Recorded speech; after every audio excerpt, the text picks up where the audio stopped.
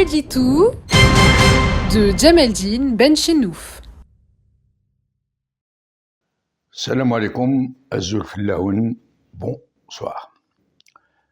Nous reprenons donc aujourd'hui ce survol sur les circonstances et les causes premières qui ont dispersé les logiques qui formaient la noire synergie du régime avant le Hirak et qui ont accouché de la très incohérente et très hétéroclite réalité de l'improvisation politique actuelle qui s'est donné le nom d'Algérie nouvelle. Rappelons encore une fois qu'il n'est pas question en l'occurrence d'un nouveau régime, rien de tel.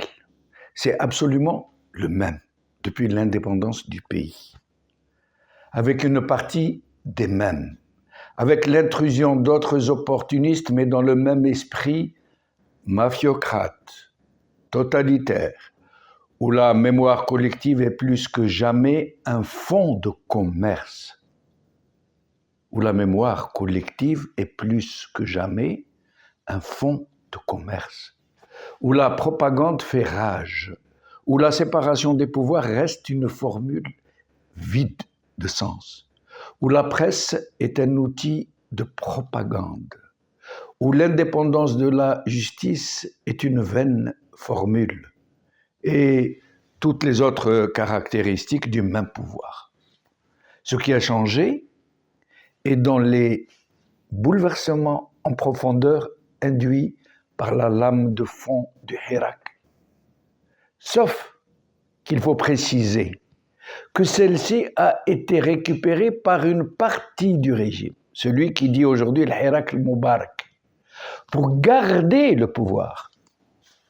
Et ainsi, en faisant croire qu'elle donnait des gages de bonne foi, de changement et de ralliement au Hirak, à l'esprit du Hirak, et apparaître s'engager dans cette voie du changement revendiqué par le mouvement populaire, certains parmi la junte, tout particulièrement le général Ahmed Gaïd Salah, son chef d'état-major, celui-là même, comme nous l'avions dit hier, qui avait tout tenté pour imposer par tous les moyens un 5e mandat, puis une prolongation du 4e mandat, avait décidé, lorsqu'il s'est su personnellement menacé, de reprendre à son compte une partie, mais une partie seulement, des revendications populaires, dont l'annulation d'un 5e mandat et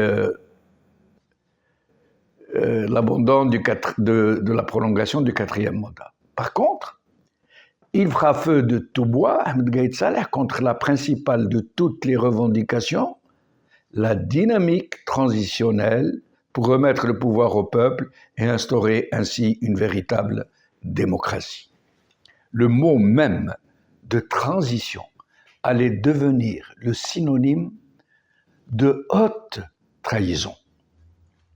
Ce général, que les Bouteflika avaient doté de tous les pouvoirs sur l'armée pour en faire leur principale protection, allait donc se retourner contre eux lorsque il a appris que Saïd Bouteflika, le vrai président en fait, depuis la moitié du 3e mandat et tout le 4e mandat,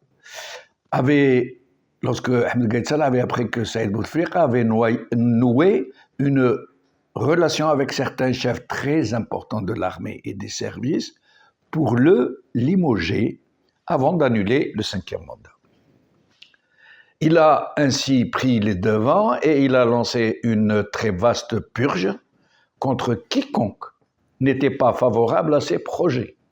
Et c'est ainsi que pour la première fois depuis l'indépendance, le régime est entré dans une dynamique unique en son genre dans l'histoire de ce pays qui consistait dans le même élan à se débarrasser massivement de tous les gêneurs, quels qu'ils soient, quel que soit leur rang, leur grade, leur importance dans le noyau décisionnel du régime. Et dans le même temps, faire croire aux Algériens, aux hérakistes notamment, que d'authentiques patriotes au sein de l'armée avaient répondu à leurs aspirations, qu'ils les débarrassaient de tous leurs tyrans, de tous leurs corrompus, de tous les traîtres qui infestaient la République et l'armée.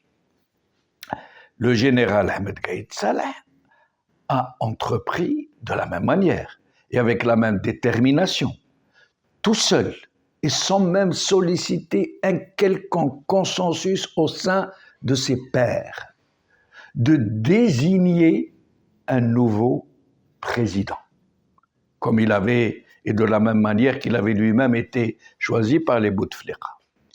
Il voulait se fabriquer un président fantoche, une créature politique, et devenir ainsi un faiseur de roi, après avoir goûté l'ivresse que procure la possibilité d'être un défaiseur de roi. Des élections ont été expédiées à la hâte, des candidats qui se sont pris au sérieux ont été passés à la trappe et leurs souteneurs respectifs envoyés en prison ou poussés à l'exil, malgré leur galon.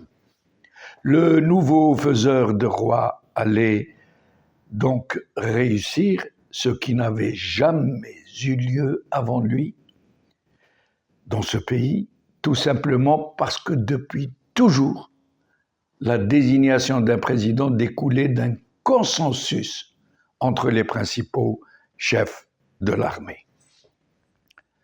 Cette fois-ci, le général Ahmed Gaïd Salah allait pouvoir imposer sa seule volonté et sortir tout seul de sa seule casquette, le nouveau président. C'est ce qui va beaucoup compter après. Nous y reviendrons plus tard.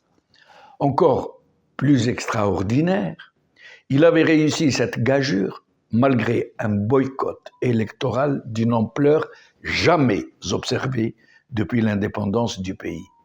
Mais le scénario n'allait pas se passer comme le faiseur de roi l'aurait voulu, puisqu'il allait décéder d'une façon fulgurante et dans des circonstances très étranges qui n'ont toujours pas été élucidées. Cela ne pouvait pas se passer autrement quand on entreprend de liquider avec une telle désinvolture autant de grands fauves. Je me limiterai à dire aujourd'hui qu'il n'y a pas eu d'autopsie officielle et qu'il semble même qu'un membre de sa famille ait été menacé pour l'avoir demandé. La suite pour le prochain édito, Inch'Allah. Qawal khair.